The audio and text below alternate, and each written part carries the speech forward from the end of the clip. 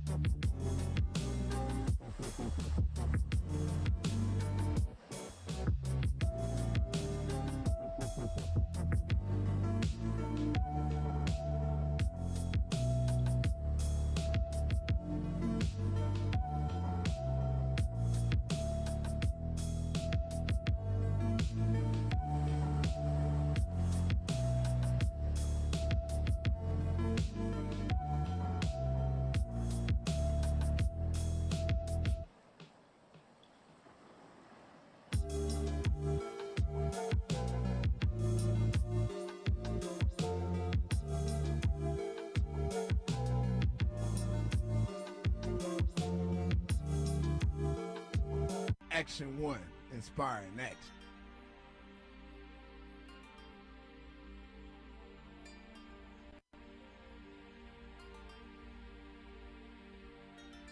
Look up, because you never know what you will see. Hi, my name is Shen Ge, and I'm the host of SG2 on Space, the only weekly space show here in Houston, with Action 1 Media Group support every Thursday night. So, my goal here is to educate the public in terms of space science, space flight, physics, astronomy, etc. You know, all that cool jazz, and occasionally about aliens as well. So STEAM education, science, technology, engineering, arts, since that's part of the creative aspect, and mathematics is very important to me. And I feel like Action 1 Media's goal is aligned with mine. So together, we hope to encourage the knowledge and especially the passion and interest in outer space in our Houston community. Tune in to SG2 on Space on Thursdays at 8 p.m. U.S. Central Time. Look up, because you never know what you will see.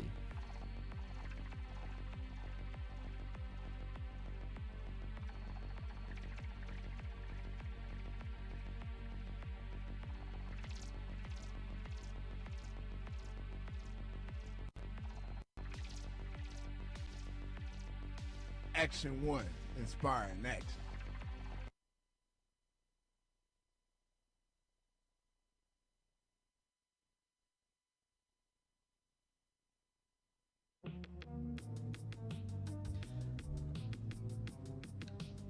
Okay, everybody.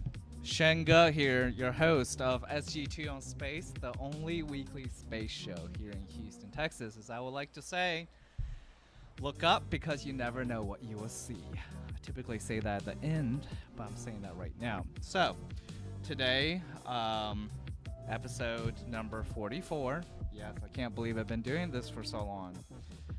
Alright, so I figured that we will talk about the wonderful world of, well, since we're in Texas, might as well go with, as someone in the studio has kindly suggested, Space Cowboys! Yay, right? It's the Wild West. Because there's a lot to be explored, hence why I'm going to call it that, right?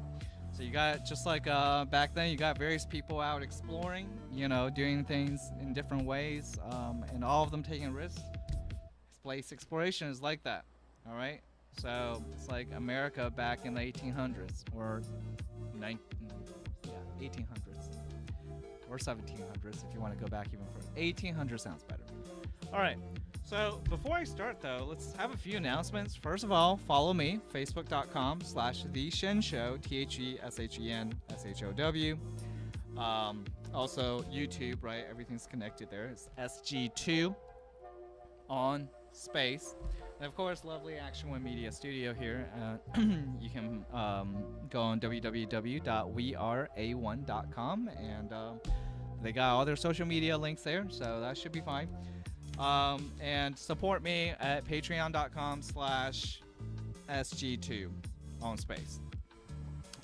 So the reason I say that is that there is now, I will repeat this again, you guys have the opportunity to get your own little plugin into the, if you support me, if you there's an Earth Earth donor level and a Mars donor level. So Earth donor, you will have a 20-second clip that you can play in between the breaks, which there are two.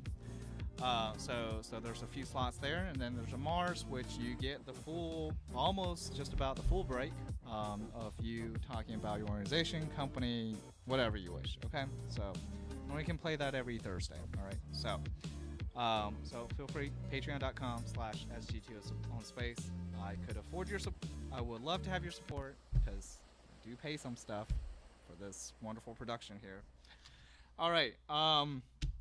Another thing is that, as some of you guys know, I did release a poetry book on space recently, so I figured why not, right? Shameless self-promotion, just like anything else I do, right? So this is called Requiem, The Space Between Words. I'm not sure I actually brought this book in here before. I don't think it was published by the time I brought it here, by the time when I was last trying to do this.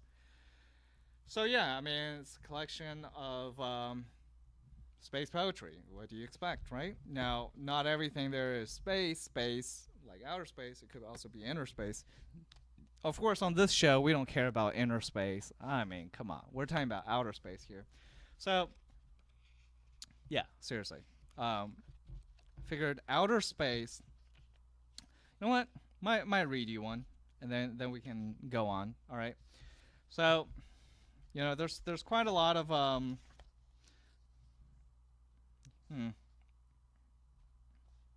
yeah, you know, I actually do not want to read any.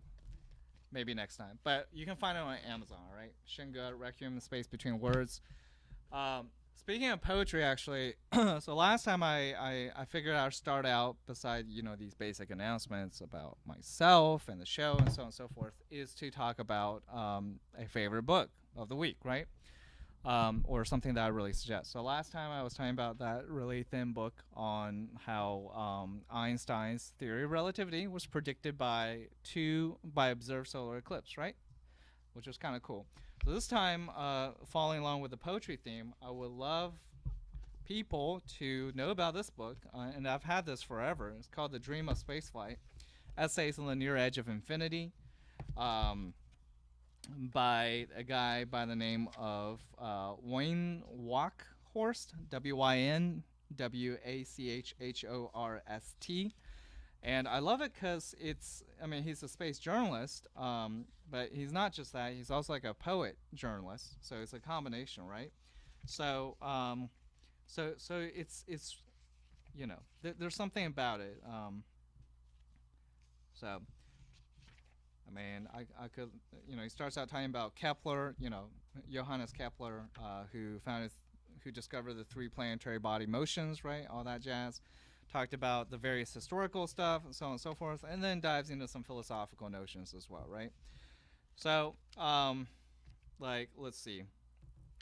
Okay, so let me just read a passage here, which I found quite moving, actually. All right. And I don't know if you guys will agree with this, but perhaps you would. All right, so this is reading a little passage from,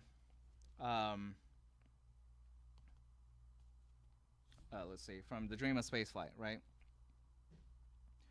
Okay. Seeking the center of the edge. It would be wrong to see this quest for home as simply a longing for the lost mother. As with all things fundamental, the reality is a paradoxic tension. Light and dark, yin and yang, inner and outer, are finally inseparable.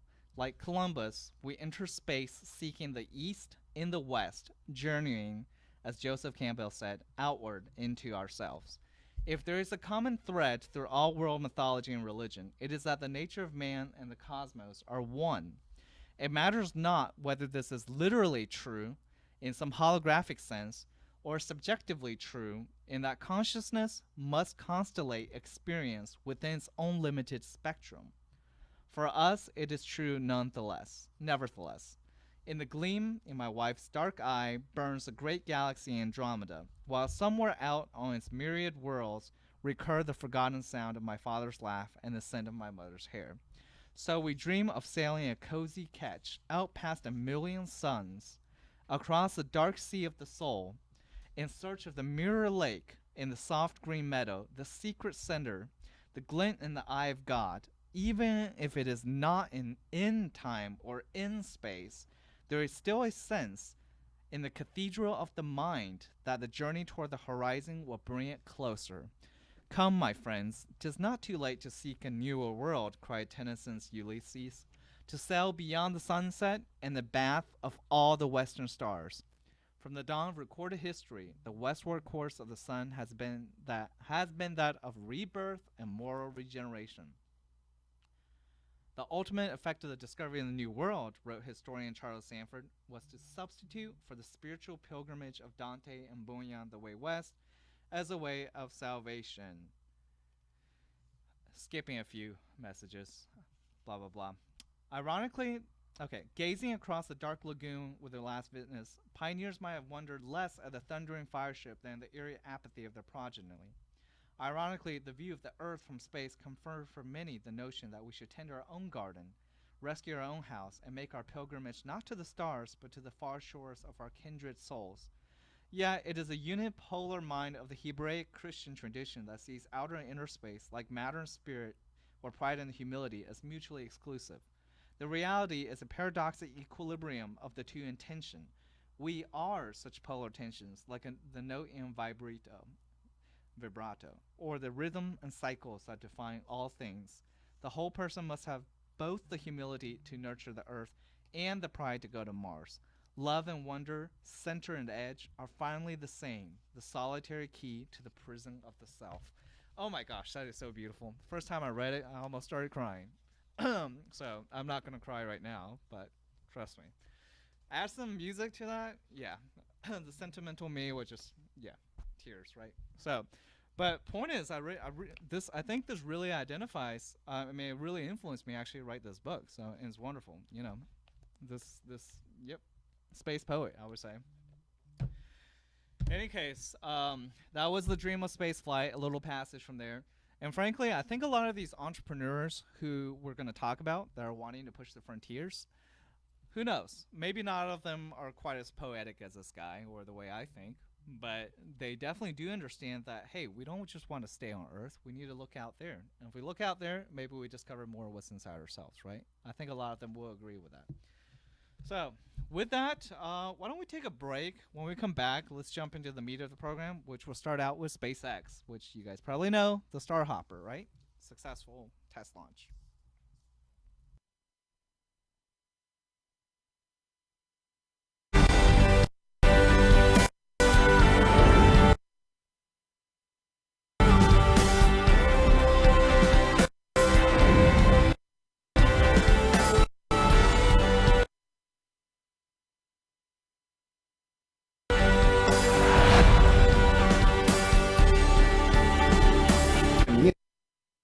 Put your money where your community is. Get in the action. Action 1. Independent thinkers working together. Inspiring action in media.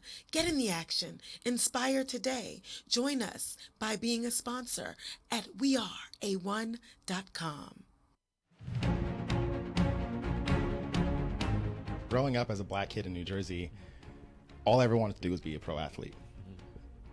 All of my role models were black athletes. And every time I would stare out the window, look at the sky, and wonder what I'd be in the future, it always had to do with me catching some crazy football and scoring a touchdown. When it came to the point that I was told that I would not be able to play on an organized sports team for the rest of my life, it was something that I really didn't even know how to stomach in the moment. And I remember walking out of my cardiologist's office and just sitting in the hallway and breaking down for a few minutes just because it was something that I just couldn't plan for and couldn't account for. And I realized that in that moment, my entire life was going to be changed. And all of those dreams and hopes and aspirations that I had were going to go out of the window.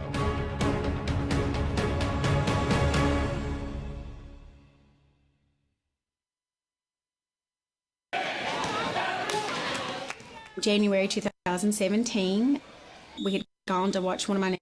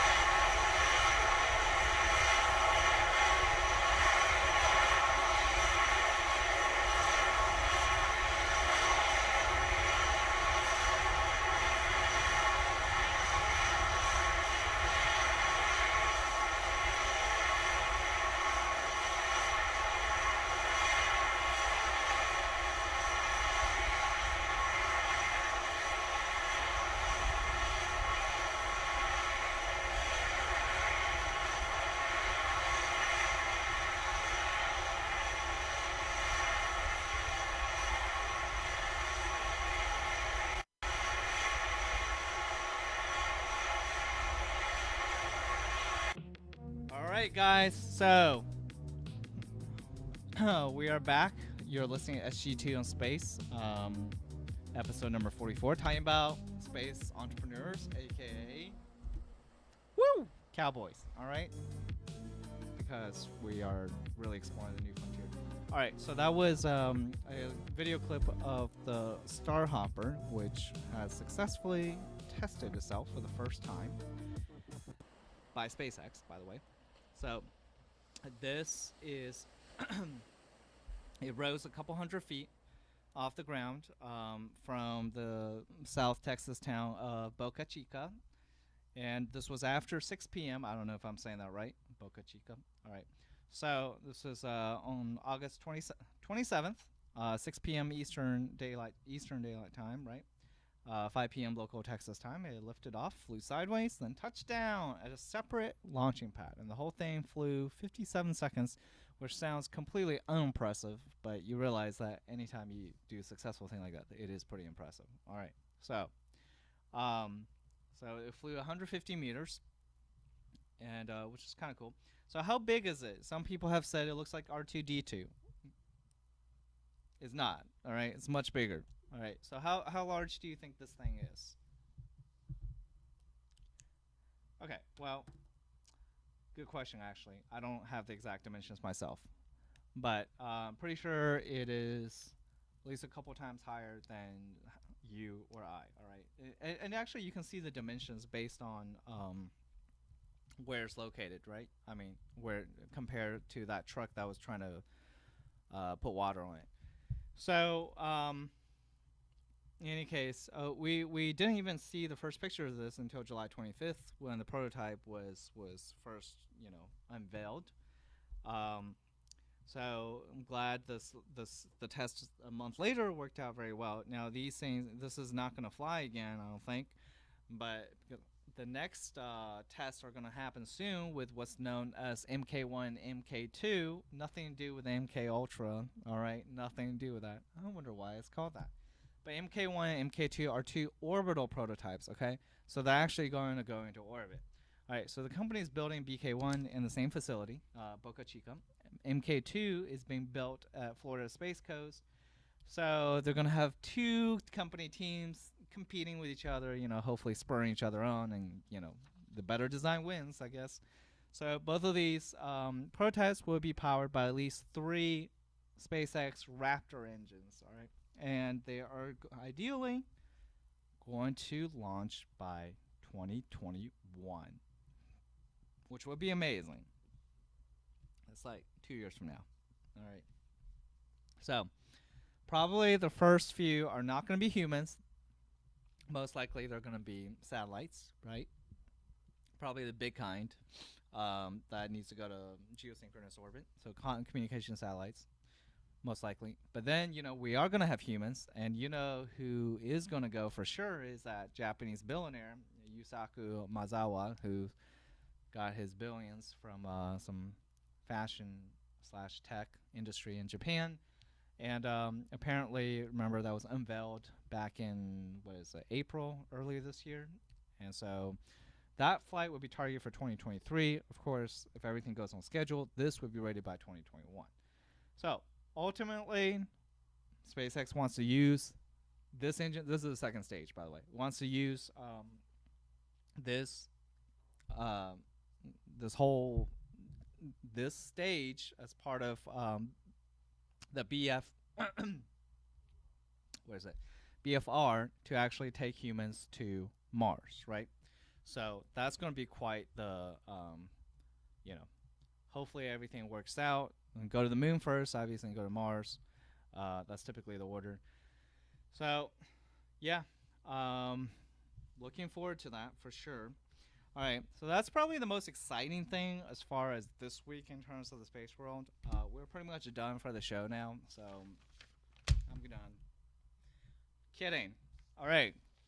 There's lots of other exciting things. Okay, so for instance, made in space, right? You guys, okay, so besides getting stuff up into space, another thing people might want to know is, what do you do once you're there? I mean, how do you can't always launch stuff up there. Well, you can, but it's very expensive. It's like approximately $10,000 per pound for anything you want up. That's why you want to minimize the mass, the weight, right? Mass slash weight of anything you put it into a rocket, a spacecraft. So in space manufacturing is going to be very important. And there's a company called Made in Space that has been doing some of that on the space station for a while, printing out tools and little parts for replacements, right?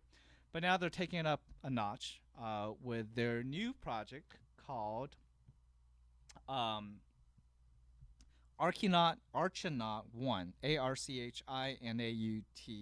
1. And that is going to be a satellite that would be able to print its own solar panels in space. Right? I mean, how cool is that? So, naturally, that's probably going to be the way that satellites are eventually going to work, and not just solar panels. I'm sure all sorts of things. All right. So, now you might be wondering, okay, why? Well, I already told you. You reduce the mass, you reduce the cost it needs to launch, right? So, say you save like 10 pounds of mass, you have just saved yourself $100,000. All right, like probably more because you need less rocket fuel, and that costs money too. All right, and you can have a probably smaller engine if it's adaptable. Okay, so or you could decide to put more useful stuff instead of a giant solar panel. All right, so yeah, so this thing's going to launch up, and essentially it's going to start making the structure for the solar panels, and it's all right. It will construct two 10-meter solar arrays, enough to power an industry standard 200-kilogram satellite, right? So Archinaut 1 will print the 3D support, will 3D print the support beams, and then unfurl the solar panels on either side of the spacecraft. All right, so maybe it's a little wrong to say that it is actually printing solar panels. It's printing the structure of the solar panels, but it's close enough. All right. So by doing this, it's able to generate 5 times the amount of power that it would otherwise not have. So another reason you want to do this is because of volume restrictions, right? And there's a payload fairing for all launch vehicles, and it has to fit a certain size. If you look at any rocket, there's a cone, right? And it has to be, it's a cone. There's a rocket cone. And it has certain dimensions that could fit in there. So if you could, that gigantic solar panel like that long will have a very hard time fitting that, even if you roll it up, Anyways, point is, this could be very useful also, not just for near space missions, but also further out. So, classic example, the Juno spacecraft went to Jupiter. The Juno spacecraft is really cool. It had, for power, it used 3 gigantic solar arrays arranged like demonstration here, arranged like this with a spacecraft in the middle. All right, so now imagine if you could have 3D printed that, then you could have reduced its mass and size significantly, and while it's on its way to Jupiter, maybe it'd be 3D printing this stuff, which would have been awesome. All right, so imagine that could be the future, right? Print on demand, reduce mass here on Earth. All right. In space as well, just a note, I need to mention, so these things are, what's the word? I need to mention smaller launch vehicles as well. So should have talked about that before this actually. But let me make a case here. So besides SpaceX and Blue Origin and Sierra Nevada, these bigger name companies that are building large spacecrafts, and rockets, there's also a huge number of smaller launch vehicles. I've talked about some of them, like Rocket Lab, for instance, the New Zealand/American company, right? But there's apparently over 130 other ones, and they're all vying to deliver small spacecrafts, small satellites into space. All right. In fact, it kind of it is a Wild West. It's like the early days of frontier exploration or the internet, say, .com bubble. Okay, maybe there's going to be a space.com bubble. Maybe. We don't know. I don't know. But point is, a lot of these companies are going to fail because there's just not that much of a market, all right? There's going to be mergers, but it's a very exciting time. So, for instance, take the company named Rocket Crafters, right? So rocket crafters. They're not nearly as well known as Rocket Lab or obviously SpaceX or any of that. So they're based in Florida's Gulf Coast, Space Coast, near Cape Canaveral. They're developing a rocket named Intrepid 1, and it'll be able to place 500 kilograms, that's about times 2.2, what is that, 1,200 pounds into low Earth orbit for just $9 million, which is pretty cheap. So the company actually invited reporters to its headquarters in Cocoa, Florida to, discuss the rocket and to see it test fire. And then so they test fired the motor, the test motor, 550-pound force of thrust, and it shut down like less than 2 seconds later due to the failure. All right. So, well, you might think, okay, well, that sucks. Yeah, but they still keep trying, right? So, Now, here's an interesting thing. They are actually... So this technology is actually helping other companies with other technology. So for instance, Shen Ge, a rocket crafter's board member, he said that the company has been seeing interest from companies that want to launch satellites for like global internet, like the friend of mine who I interviewed, right, Astrom, as well as cryptocurrencies applications. So it's pretty cool. All right, so. All this means there's a giant ecosystem happening between launchers and satellites doing all sorts of things. Besides satellites doing all sorts of things, jumping on here, there's also new types of propulsion for these satellites, right? So really, you could say there's the, how should I put this? In the near Earth environment, this is the way I would classify it. There's various rocket launchers, so these 130 plus companies, yes, there's more popping up like mushrooms almost every month. So these companies, okay, so there's rocket launchers or launch vehicle companies. There are satellite companies that's designing or building satellites or offering some kind of service with their satellites, whether it's communications, remote sensing, financial stuff, crypto, whatever, internet. Okay, it goes on and on. Okay. And then there's auxiliary services to the satellites. So whether it's some structural stuff for these small satellites, or some special type of material, or some kind of special power system, special batteries, I don't know. Now, one thing that I did think was cool was various propulsion. All of them are cool. Okay, there's something that's been around since the steam age. Literally, it's called water. Actually, water existed before the steam age. I'm sorry. Let me clarify. There's something that's been around forever. It's called water. All right, and before when I said, oh, water, everybody wants to use water for fuel. Well, I didn't really make the difference between what I was saying back then to what I'm saying right now. Okay, so when I said everybody, for instance, I have said before, people want to go to the moon, South Pole, for instance, the Indians and the Chinese and Americans. All right, because there's water ice, which can be generated into rocket fuel. Well, that particular thing is still the traditional rocket fuel, okay? That's decomposing water into hydrogen and oxygen, get it, H2O, and then combining them together and forming a explosion, blah, blah, blah, and eject out the hot gas, right?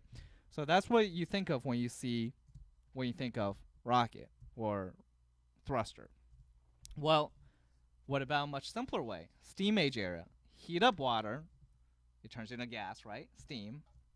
And then eject it out of nozzle. Newton's third law. Every action has equal and opposite reactions. So it doesn't matter how you produce that thing that shoots out. You can simply heat up water and turn it into steam and eject it. And that's what a number of these companies are doing. So, like for instance, Aerospace Corporation launched the Optical Communications and Sensor Demo in 2017. And one of its mission objectives was to test water fuel thrusters. So Capella Space's first radar satellite, as well as Hawkeye 360's first cluster. These are small satellite companies, by the way. They are using Bradford Space, an aerospace company, Bradford Space's Comet electrothermal propulsion system, and this water-based, all right? And then Momentum Space, Astrodigital are testing a water plasma thruster on their joint El Camino Real mission. Okay, there's a whole bunch of these, right? So I figure we can watch a little video. Actually, this is more from the academic side. As you can see, there's research in academia as well on this. So let's take a watch. Take a look at this video. Purdue University grad student Catherine Foley and postdoctoral research associate Anthony Kofer, who's working on the new micropropulsion system for CubeSats. This is just one example.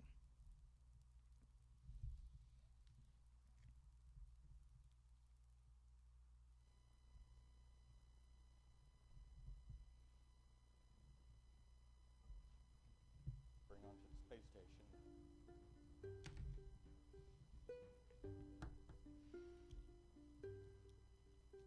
The inlet is filled with water. There is a straight throat section to the nozzle. There are two heaters to heat the water's meniscus. When they are heated to approximately 50 degrees C, this triggers vacuum boiling of the water, which creates water vapor, providing thrust. Small thrust is critical because anything that you start moving, you'll have to stop. If you're trying to adjust the orientation of a satellite, you want to use as little amount of propellant as possible to turn it, because you'll have to start it turning, then you'll have to stop it turning. To be able to do that, you need to have highly controllable attitude control systems like this micropropulsion device. We are able to provide that with this system. We're just now trying to, instead of just having a theoretical thruster, we're trying to actually make it and see how controllable we can make it.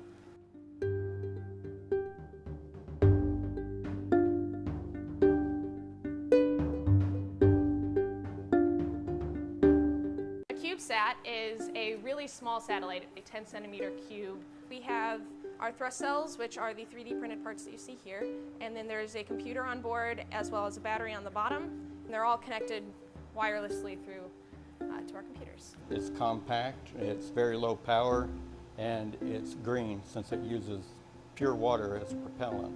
There's no volatile chemicals involved, so it makes it safe to bring onto the space station.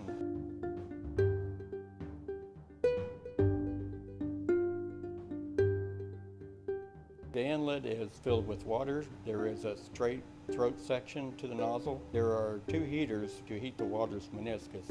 When they are heated to approximately 50 degrees C, this triggers vacuum boiling of the water, which creates water vapor, providing thrust. Small thrust is critical because anything that you start moving, you'll have to stop.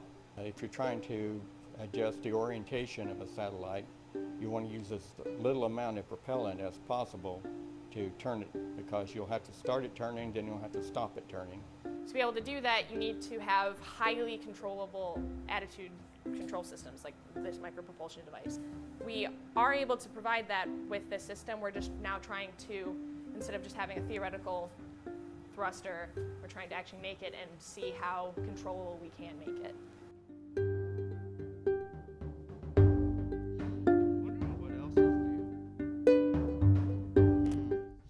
And we are back, obviously. I mean, really, did you just see that cool video? I thought that was really interesting. Purdue University, right? So academia is working on different types of water-based thrusters as well.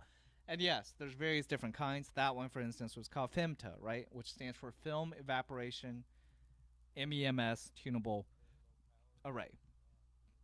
Okay, so and that's actually going to be used on, I don't know if that was mentioned on there, but it's going to be used on Blue Origin's New Shepard suborbital rocket in 2021.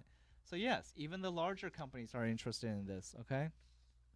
So imagine that. I mean, Blue Origin, Jeff Bezos, richest guy in the world, he's perfectly fine using, you know, the simplest technology he could use for, you know, for fine control, for thrusters. That's definitely not, this technology is definitely not going to be the main rocket engine for anything that's lifting off of Earth. It won't produce enough thrust for it, you know, for the amount of mass. But once you're in space, it's pretty affordable, and it's safe, and it's simple. Okay, so it's not going to fail on you, which is 3 huge advantages, right? Okay, so moving on beyond, I want to make a quick mention actually of these lunar space entrepreneurs. All right, so here in Houston, Texas, of course, we have Intuitive Machines, which is continuing chugging along and doing its Nova C lander, right, to go to the moon. Remember that NASA selected 3 companies for its commercial lander program. which is basically delivering.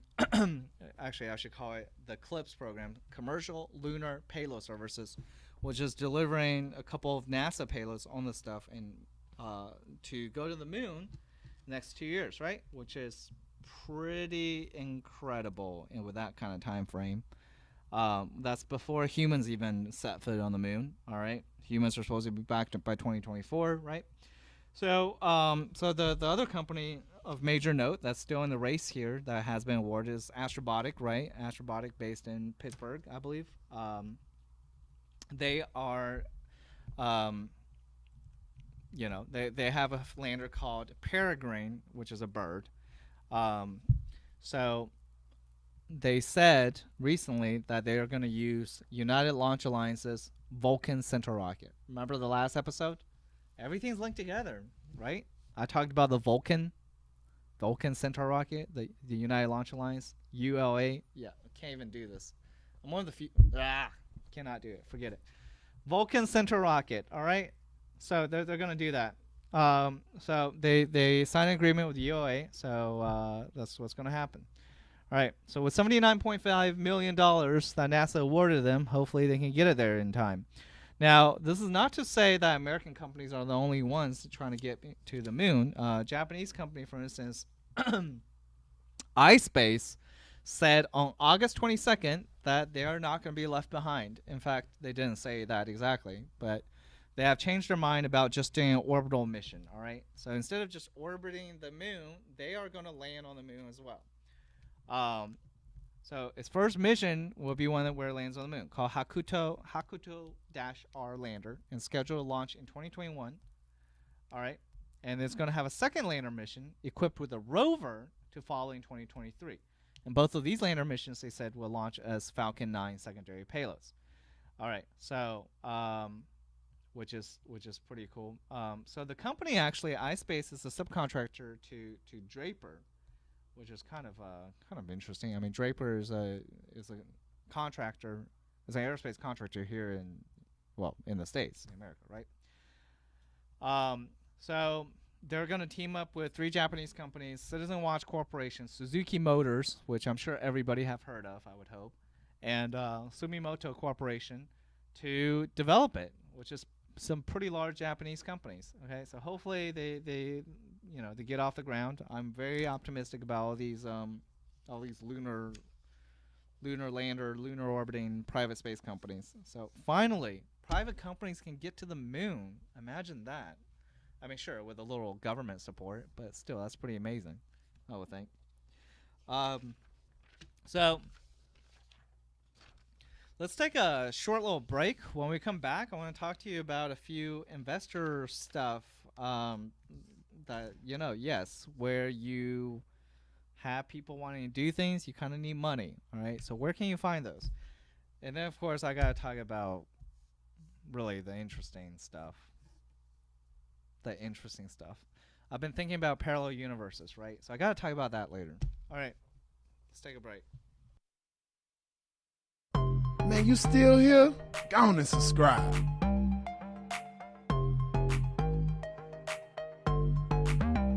Get into action. Yo, we back at it again, baby. What? Get into action. 3. Get into action. Tell me what is the deal, tell me what is the deal. So I challenge you today to start strong. Get into action. Tell me what is the deal. Cause I'm calling for you. Get into action. Can you feel that? See, I'm calling for you. Can you feel that? Yeah. See, I'm calling for you. Can you feel that? Yeah. See, I'm calling for you. Action Put one, your money inspiring where your next. community is. Get in the action at weareA1.com.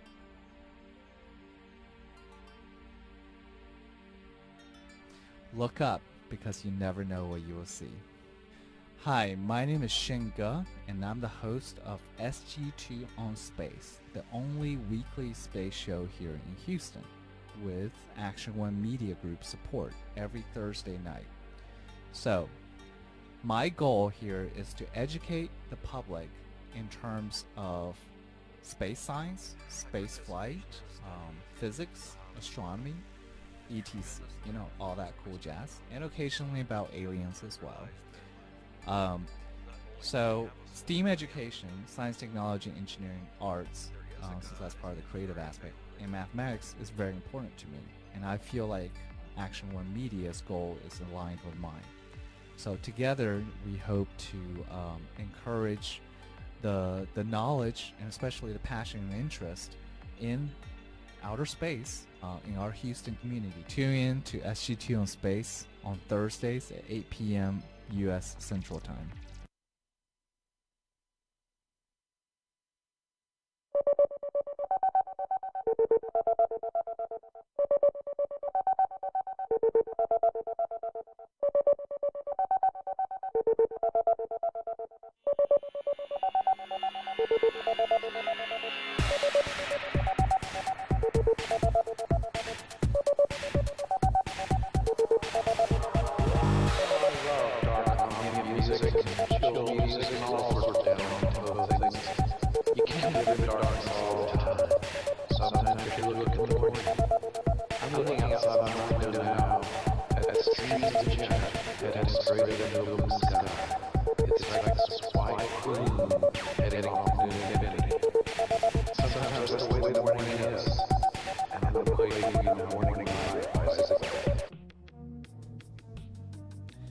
Alright guys, so we are back. Very briefly here before we go into something I've been wanting to talk about the whole freaking time, really, is okay, let's first of all talk about how these space cowboys are actually being funded, right? Now some of them are really rich. Okay, so you can definitely, you know, if you're a multi-billionaire like Elon Musk or Jeff Bezos or whatnot, or you're already a gigantic government contractor, go ahead, right? Others can get NASA money, right? That's always a way. But for those of you guys who can't get government money and is not super rich, or doesn't have a super rich uncle or whatever friend, then what the heck are you going to do, right? You have like a bright rocket idea or something like that. Well, guess what? You have other options. Now, traditionally, you know, venture capital, right? That's one way, or angel investors. You might think, okay, what really now? I mean, isn't this still a little risky? I mean, aren't they kind of risk averse? I mean, sure, supposedly they aren't, but why would they fund your space startup? Well, you can start out going to accelerators, right? So these are programs which help incubate your stuff, and they get mentors and so forth, maybe give you a bit of money to get started. So one of them, for instance, is called Lightspeed Innovations. You can find them. Lightspeed, like literally. How original is that? Lightspeed. Yeah. Okay. Lightspeedic.com. All right. So that part's important. I guess lightspeed.com is already taken. All right. So lightspeedic.com recently changed their name, which to I think obscure name. They now call themselves Syndicate 708. I don't know what that means, but all right. So apparently, okay, I know what it means, but it's kind of obscure, so nobody else would know what it means. All right. So apparently they named themselves that because US 708 is the number of the fastest star in the galaxy. Yeah, so apparently, you know, astronomers label different stars, different alphanumeric numbers and stuff, right? So US 708. So yes, US 708 is the light speed star. Okay. How silly. But anyways, so what do? They're founded to serve the needs of early stage deep tech entrepreneurs. They want to create a new kind of investment group that focuses on supporting the earliest stage founders and their teams. And yeah, I mean, sure, they don't just do space, but space is definitely part of it. So definitely check it out. Another one is Starburst. Not the candy. Although that would be great. Yes, imagine whoever makes Starbucks giving you a bunch of money for your space startup. But no. No, unfortunately, I don't think that's likely going to happen. But Starburst Accelerator, the next best thing, right? So starburst.aero, all right? Starburst.aero. So They offer they have a Starburst accelerator. They have mentors, partners. Okay, so the typical thing. Which is pretty cool. So supposedly, their accelerator program, brief note, it's a 12-month accelerator program with 7 work streams to prepare your startup. And yes, at the end, they're going to help you to pitch to investors, like real investors, for Series A fundraising maturity. All right, and Series A is like the first stage for venture capital first, right? So the 7 stages are 1, acceleration support, 2, senior coaching, not the 7 stages, 7 work streams. Okay, so it's going on all at the same time. Acceleration support, senior coaching, mentoring, corporate intros, public relations, international mobility, and networking events. All right, so what exactly are they looking for? You're in luck if you're a space startup. They're looking for space and aviation related products and technologies. Startups have raised their seed round. So yes, I guess you have to be a little bit more ahead of yourself. You have to have a bit of money at least. Companies that have a first working prototype or product and the beginning of a track record with the industry. All right. So if you have at least some of that, you can go to their website and apply. And it'd be pretty amazing if you get in. So no doubt you will, hopefully. So in any case, another one, if in case you're having trouble with accelerators and venture capitalists, you might want to look at angels, right? And when I say angels, I don't mean celestial angels, although if your company is in the hole, they might be considered that almost. They're just really high net worth individuals. So versus a venture capital firm, which takes a stake in your company, gives you a bunch of money, right? Or a group of venture capital firms. This is more like on a one-on-one basis. So a rich guy decides to invest in your company, and you can negotiate with him or her. All right. Thankfully, thank Shark Tank. All right. Since I think those guys, they're angels. They're angel investors. They're not venture capital firms. Although I'm sure at least one of them or 2 of them have their own VC firms. All right. So the Space Angels, there's a spaceangels.com, which I was surprised to learn that there already is one. So spaceangels.com is a network of angel investors. So yes, so you could put up your stuff on there after, getting, what do you call it? You kind of need to get a little bit, there is an approval process, I believe. But then all the Space Angels on the network can look at it, and then they can contact you. Or you can possibly contact them. Not exactly sure how that works. But point is, it's a network, right? So that way you don't have to track every rich guy who may be interested in space, yourself. You can simply do it through this platform.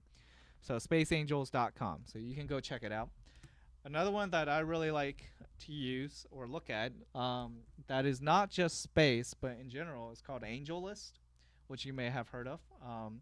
And they market themselves as the place where you connect startups with investors, right? So that's angel.co. If you guys don't know that, you can invest. If you're an investor, you could put your startup company on there, ask for how much money, what percentage you would give. You can even find people to hire if you're a startup, and some people like to jump on that opportunity. So, all right, with that all said, oh my gosh, I'm tired of talking. I'm kidding. There's never enough talking. Oh, wait, one last thing. You guys probably have heard of Y Combinator. Y Combinator. Why do they even call it that? I don't know. But Y Combinator is pretty well known. It's a seeds accelerator that has spawned like a bunch of successful companies, right? So they're pretty well known. You might think, okay, surely, do they do space? Apparently they do. All right. So they've sponsored. They have their companies. Just to give you a short list. They have done Dropbox. Like Dropbox, and these are the companies that came out of it. Dropbox, Airbnb, Stripe, Reddit, Docker, DoorDash, Mixpanel, Heroku, okay, and some bunch of other ones, all right? So they're pretty big. And guess what? They are also supporting space companies, which is pretty darn cool. So for instance, they are currently actually looking at, one of them is supporting one of its Momentus, which is wanting to move satellites in space, right, with a water-based propulsion, what I said earlier. Which is cool. I mean, that's pretty interesting. Okay. That aside, all this doesn't matter though if you just go to a parallel universe where all these things are already there. Sometimes I wonder about that. So I know typically I talk about aliens because really But sometimes there's something even more exotic beyond aliens. How about you? Yeah, how about you going to a different place, right? Or you seeing something. So, enough of the mystery. Let's talk about some examples. Okay. So, here's what happened. I'm giving you a few stories. 1988, two men apparently shifted into some parallel alternate version of the past. So a guy named, he called himself only LC, was associated in the town of Abbeville, Louisiana. And these two men began to take a drive along Highway 167, right? Abbeville, Abbeville, Louisiana. And the two began to take a drive along Highway 167 towards Lafayette on October 20th, 1969. So for most of the drive, they didn't see any other cars. The road was really empty and calm. And ahead of them, they suddenly spied a really old-fashioned looking car, like seemingly from the 1940s. And guess what? It looked like it's in pristine condition, and when they passed it, they noticed that the car's license plate clearly had 1940 printed on. And what else did they see? They noticed the driver was a young woman wearing what appeared to be what people would wear back in 1940, along with a young child in the passenger seat. The day was really warm, but both seemed to be dressed for cold weather, which was really weird. And when they looked, they could see the woman was in distress, looking back and forth. She's panicking. So it was so intense that LC called out to the woman and asked if she needed any help, to which she responded with a nod. He gestured for her to pull over. She did. LC's car came to put a stop in front of her, but when they looked back, her vehicle has vanished. It was gone. Make it even weirder, another car that was behind them also noticed that car just vanished. And yeah, it's gone forever. You know what I think? Come on, 1940s, obviously time travel. Either time travel or parallel universe, one of the two. All right. I don't know why that happens. Maybe a miniature black hole opened up. Gosh, who knows? All right, so and obviously looked around, couldn't find anything. That's what always happens. All right, another case happens the other way around. So sometimes you see somebody else travel from the past into the future. Other times you travel into the future yourself, or a different alternate universe that happens to be in the future. All right, so a well-known case is British Air Marshal named Sir Victor Goddard, who 1935 found himself aboard a biplane, two sets of wings, going to inspect a dilapidated old airfield near Edinburgh, Scotland, in a location known as Trim, right? He encountered severe weather, and but however, upon approach, he suddenly exited into calm, clear skies. And looking down the airfield, rather than the dirt and mud and stuff, he saw a completely new and renovated airstrip that was in use. That was really weird. And then he noticed there were mechanics and other personnel running around the airfield as if it had never closed at all. And upon the new airstrip, there were 4 yellow planes of a model which Goddard has never seen before, which was so weird, right? And the personnel was, they were wearing uniforms in blue when it was customary to wear khaki, so it really astonished him. And guess what? Years later, he goes over there and yep, that's what he sees. Years later, he was there. That's what it looked like. So literally, I guess he traveled in the future. So these might be called time slips, right? Or it could be trips to other dimensions studying different eras, right? So let's go back even further into the past. That this has happened throughout history. All right. So there was a strange man who was found wandering aimlessly about German village of Frankfurt an der Oder in the district of Labus in 1951. So this stranger claimed his name was Jofar Voring. By the way, I don't know German at all, okay? So I'm probably saying all this wrong. And that he had come from a country called Laxaria, which doesn't exist, by the way. So, and he said he lies far away over the sea in a region called Sakharia, and his people were Christian, had a lot of geographical knowledge. Authorities who questioned him found he spoke imperfect, broken German, but could not understand any other European languages at all. Instead, he could speak and write Laxarian, another language he called Abrahamian, which he claimed was written clerical language his people use. So when asked what he was doing in Germany, he said that he was looking for his long-lost brother, but he unfortunately found himself shipwrecked during his voyage. When asked, hey, where were you shipwrecked? He said he didn't know, and modern maps seemed to baffle and confuse him, leaving him unable to point out where he had just arrived. So apparently, this guy, Jofar, lived out the rest of his life in Berlin. This really sucks, right? I mean, hopefully one day, you guys don't see me disappear. Like, imagine I'm here on the studio, and the next thing you know, I'm gone.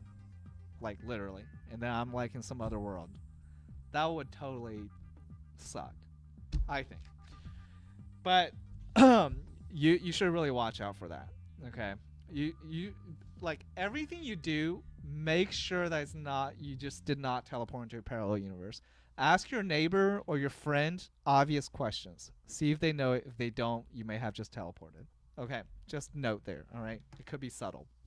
So, all right. So with that, I think we're at the end here, all right? You've been listening to SG2 on Space. This has been episode number 44. And, of course, follow me, facebook.com/The Shen Show, SG2 on Space on YouTube. Please support me, patreon.com/SG2 on Space. All right.